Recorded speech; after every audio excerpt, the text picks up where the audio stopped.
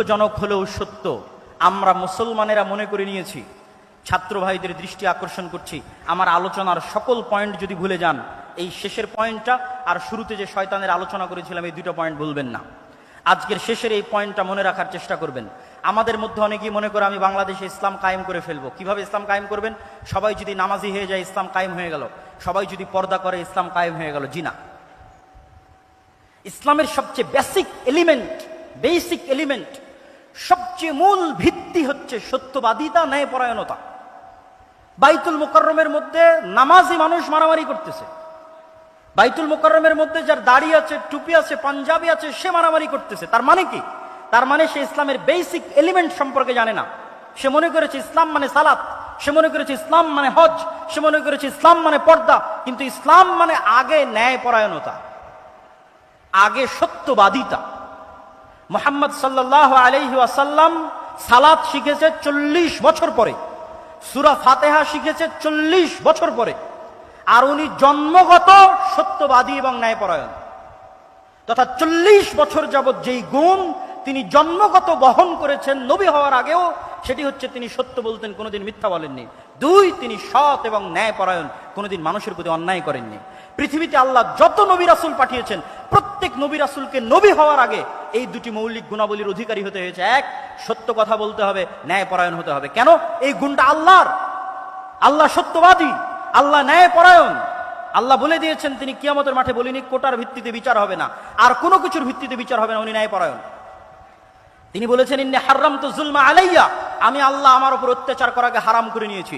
এই যে পৃথিবী সৃষ্টি করে দিলাম, গেম ওপেন করে দিলাম, সফটওয়্যার ডেভেলপ করে দিলাম, এখন এখানে প্লাস আর মাইনাস পয়েন্ট বাড়তে থাকবে, কমতে থাকবে। মনে করেন শেয়ার বাজার যে মেরে নিয়ে গেছে ওর হয়েছে প্লাস প্লাস প্লাস, আর যার মেরে নিয়েছে ওর হয়েছে মাইনাস মাইনাস মাইনাস। এখন কিয়ামতের মাঠে আল্লাহ যদি এই প্লাস মাইনাসকে ক্যান্সেল করে জিরো না বানাতে পারেন, তাহলে আল্লাহ নন, নাউজুবিল্লাহ। এটা তার দাবি যে তিনি ন্যায়পরায়ণ। মানে পৃথিবীতে যা অন্যায় সংঘটিত হয়েছে, মানুষের সাথে তো বহু দূরের কথা, পশুর সাথেও যা অন্যায় সংঘটিত হয়েছে তা তিনি মিটমাট করে দিয়ে পৃথিবীর রেজাল্ট করবেন জিরো।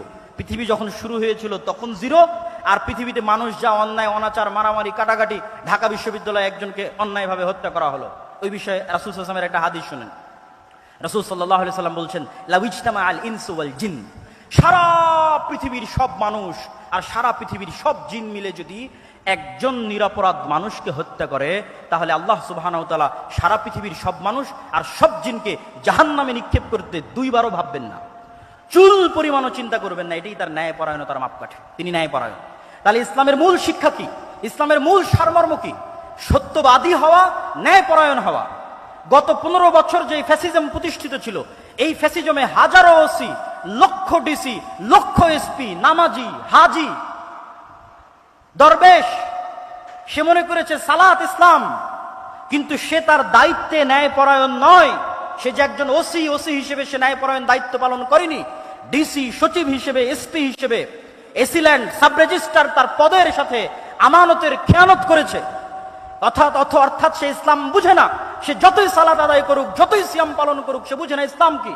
রাসূল সাল্লাল্লাহু আলাইহি ওয়াসাল্লাম বলেছেন, সাবআতু ইউদিল্লুহুমুল্লাহ ইয়াওমা লা যিল্লা ইল্লা যিল্লুহ, 7 শ্রেণীর মানুষকে আল্লাহ কঠিন কিয়ামতের মাঠে বিশেষ ছায়া দিবেন। তার 1 নাম্বার, আলেম নয়, হুজুর নয়, তাহাজ্জুদ গুজার নয়, পর্দাশীলা নয়, ইমামুন আদিল, যে তার দায়িত্বে ন্যায়পরায়ণ প্রিন্সিপাল, ওসি, ডিসি, প্রধানমন্ত্রী, প্রধান উপদেষ্টা, ন্যায়পরায়ণ সমন্বয়ক জান্নাতে যাবে। আরেকজন তাহাজ্জুদ গুজারের পূর্বে, আরেকজন সালাত আদায়কারীর পূর্বে। ন্যায়পরায়ণতা হচ্ছে ইসলামের সবচেয়ে বড় মাপকাঠি। অতএব ছাত্র ভাইদের উদ্দেশ্যে আমার উদাত্ত আহ্বান থাকবে, আমার উদাত্ত ডাক থাকবে যে ইসলামের সকল শিক্ষা যদি আমরা ভুলে যাই, এই 2টা মৌলিক শিক্ষার উপর যদি আমরা একটা প্রজন্ম তৈরি করতে পারি। ফ্যাসিজম টিকে ছিল কিভাবে? তাদেরকে অন্যায়, তাদের মেরুদণ্ড সোজা নয়, তারা অন্যায় করেছে। আপনি সারা বাংলাদেশে মেরুদণ্ড সোজাওয়ালা, সৎ, ন্যায়পরায়ণ ওসিডিসি এসপি দেন, ক্ষমতায় যে আসুক না কেন, দেশ সুন্দর চলবে। তো এসিডিসি এসপি কারা হবে? আপনারাই হবে। আপনারা শিখেন ইসলামের মূল শিক্ষা, সৎ এবং ন্যায়পরায়ণ হওয়া, এবং টাকার কাছে, কোন চাপের কাছে মাথা নত না করা। এটাই শয়তানের বিরুদ্ধে যুদ্ধ। সম্মানিত উপস্থিতি, বক্তব্যের বিষয় ছিল অনেক কঠিন। আমি হয়তো পুরো বিষয়টার উপর আপনাদেরকে ইসলামের পুরো সারমর্ম বা সামারি হয়তো আপনাদের সামনে পরিপূর্ণরূপে তুলে ধরতে পারলাম না, তারপরে যতটুকু চেষ্টা করেছি তুলে ধরার চেষ্টা করেছি। আল্লাহ সুবহানাহু ওয়া তাআলা আমাদের সকলকে আল্লাহ সুবহানাহু ওয়া তাআলার এই একমাত্র মনোনীত দিনের উপর টিকে থাকার এবং এই দিনের উপর মৃত্যুবরণ করার এবং যেটা প্রকৃত সফলতার মানদণ্ড সেই জান্নাতে প্রবেশ করার তৌফিক দান করুক। আল্লাহুম্মা আমিন। ওয়া আখিরু দাওয়ানা আনিল হামদুলিল্লাহি রাব্বিল আলামিন। আসসালামু আলাইকুম ওয়া রাহমাতুল্লাহি ওয়া বারাকাতুহু।